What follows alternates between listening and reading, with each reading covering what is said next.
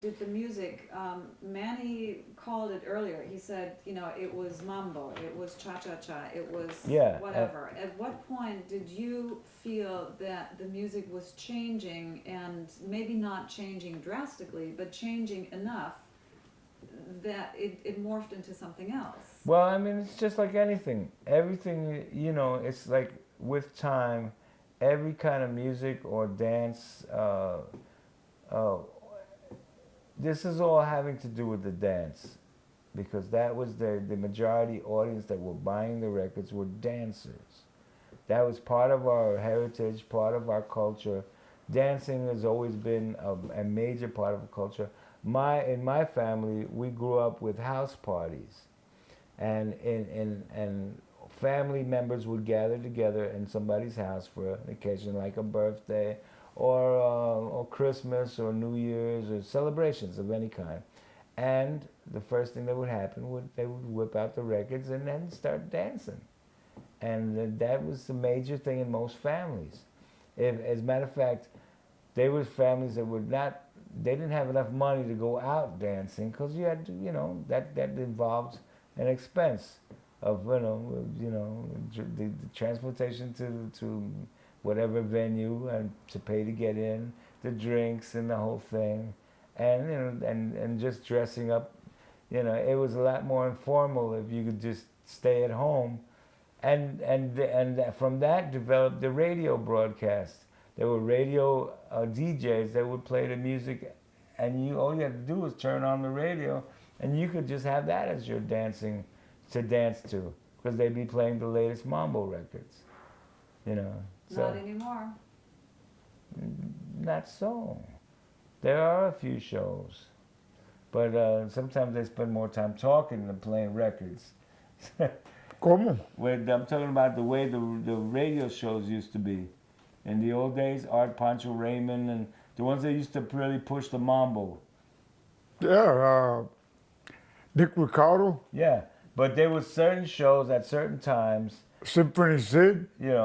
Wouldn't there be like shows where people would be in the house and they would be dancing in the house to the radio. Yeah. Yeah. But I heard that one of the problems with your music these days is that it is not getting enough airtime.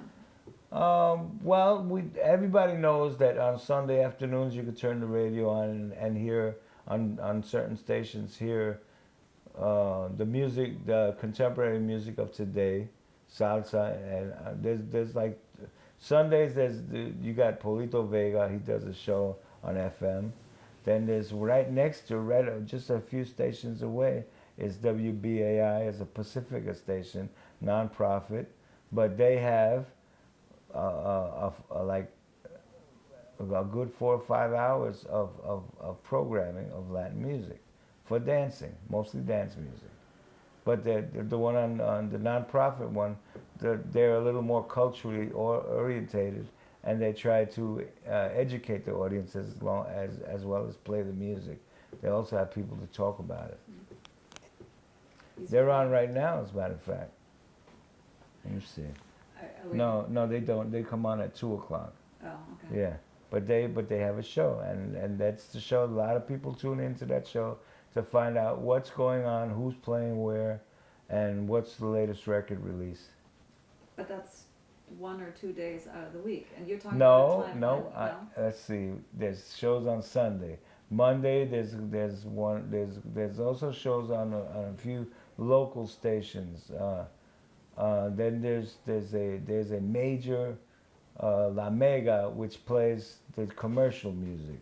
KCR is excellent. KCR is a station that nonprofit radio station that's from Vicky Sola. Columbia University, and they come on Mondays, Wednesdays, and Fridays playing Latin music in the evenings with DJs, and they talk about the music, they promote the music. Then there's Saturday afternoon from Fairleigh Dickinson University in New Jersey.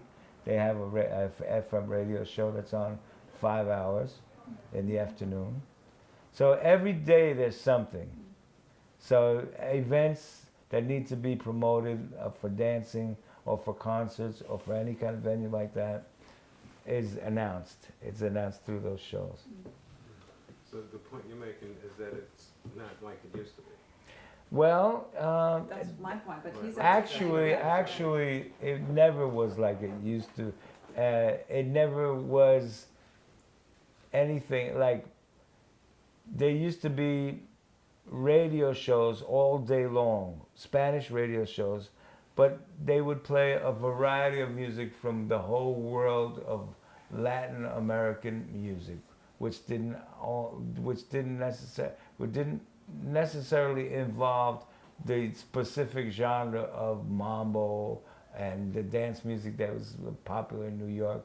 It was music from South America, music from Mexico, music from all over the Caribbean, and they had their own pop culture, which is indigenous to each country, and all that music was being played every day on the radio, 24 hours a day, but it wasn't necessarily the genre of salsa.